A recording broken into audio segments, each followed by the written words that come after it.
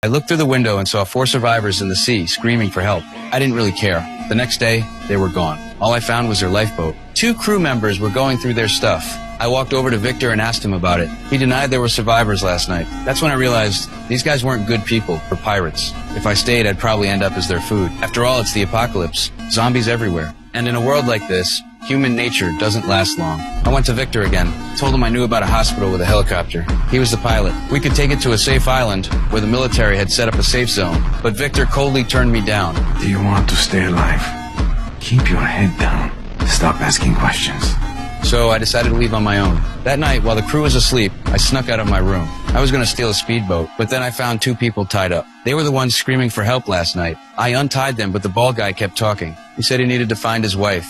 Soon enough, his shouting brought the crew. They killed him on the spot. Victor tried to cover for me, but it was too late. The crew decided I had to die. So Victor did what he had to do. Turns out Victor didn't want to stay with these pirates either. With his help, we made it onto a small boat, but the noise attracted the pirates. The survivor we just rescued got killed. Victor fired his gun, trying to cover our escape, but he got shot in the shoulder during the chaos. Still, we made it out. We finally reached the hospital, but the helicopter was already gone. Victor's injury couldn't wait. I had to take him inside to treat it. I helped him onto a bed, but when I went to find some medicine, I heard something moving in the vents. I rushed over to listen, and sure enough, someone was talking inside. I shouted out, and that's when the infected showed up. I ran back to the surgery room and locked the door, but Victor was gone. Suddenly, a window opened. I didn't hesitate. I climbed through, shutting the door just as the infected reached me. Victor was there. We helped him out of danger. I thanked him and told him my plan. The nurse took me to the roof. The helicopter had been moved to a plaza behind the hospital, but to get there, we had to pass through an area full of infected. The next morning, I went up alone to figure out how to cross.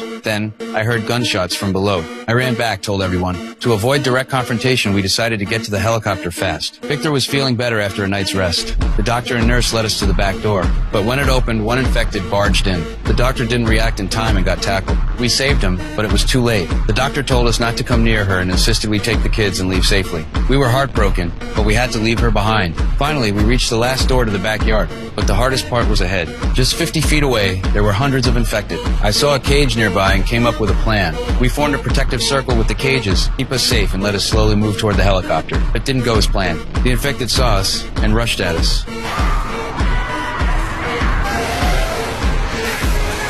Thanks to the strong fences and our desperate resistance, we held our ground. We made our way to the door. The nurse chopped the lock with an axe. Victor rushed to the helicopter, ready to start it. The kids followed him. I stayed behind with the nurse, closing the door to hold off the infected. Starting the helicopter took longer than we hoped. Some infected managed to crawl in. I grabbed the axe and rushed down to fight them off. Victor didn't let us down. He managed to start the helicopter. Just when we thought we were safe, we heard footsteps. The pirates were coming.